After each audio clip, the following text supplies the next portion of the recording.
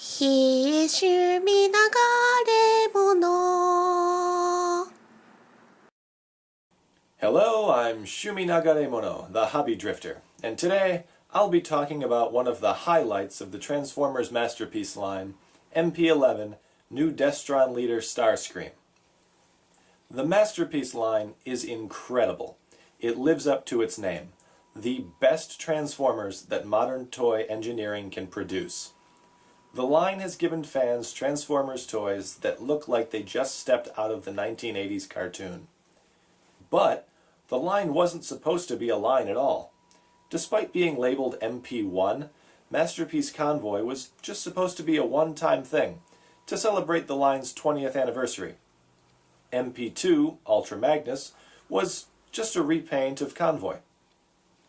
After MP-4, Perfect Convoy, the line started getting more and more fleshed out, with new figures released with some regularity.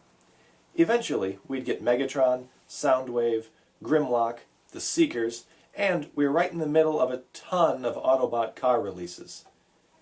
But, in between Convoy repaints and upgrades, there was another release, MP3 Starscream.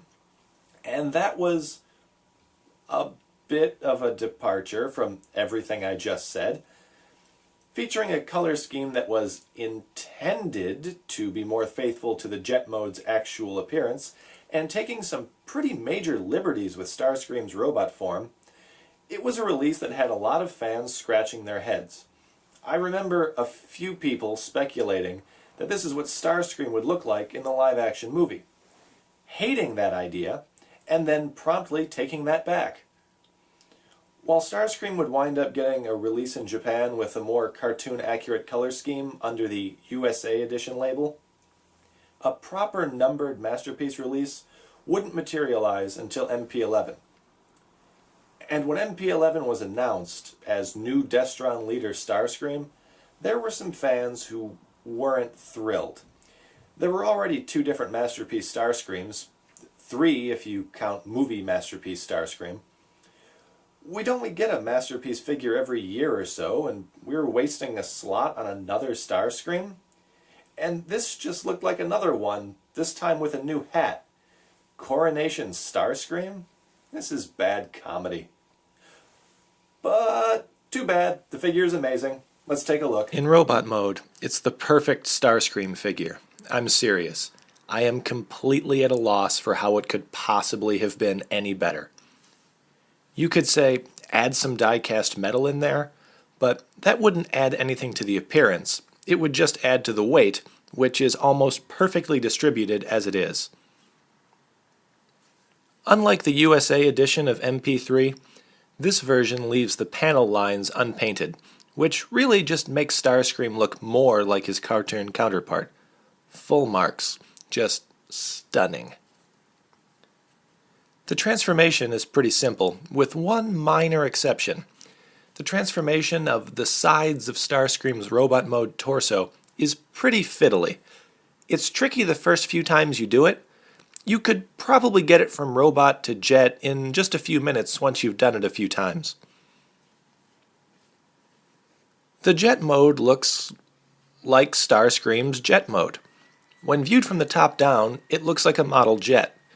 It would have been nice if a display stand had been included, as it was with the previous release, but let's face it, there aren't a whole lot of people who will display this in jet mode. In new Destron leader mode, this figure shines even more, a stunning realization of the character in his last 15 seconds of screen time. The plastic cape has more articulation than the G1 version of Starscream's entire toy did. While I usually find chrome parts on a Transformers toy tacky, the crown just looks fantastic, and even with the extra weight, it's not hard to get the figure to stand up straight. Unless you want to do something ridiculous, like putting it on a turntable, and who'd be stupid enough to do that? Masterpiece 11 Starscream is just an excellent Transformer. It looks great in both modes, the transformation isn't frustratingly complex, the new Destron leader accessories add so much more to a figure that was just about perfect already. So much so that I could see buying a second just so it could be displayed simultaneously in both modes. If there is a problem, it's an understandable one. During transformation, you can't help scratching the paint, but the places affected are all ones you only see during the transformation anyway, so it's mostly just a nitpick. Gray and black Gundam markers cost about $2 each and can fix any damage in only a minute or so. I'm Shumi Nagaremono, the Hobby Drifter, wishing you all happy hobbying.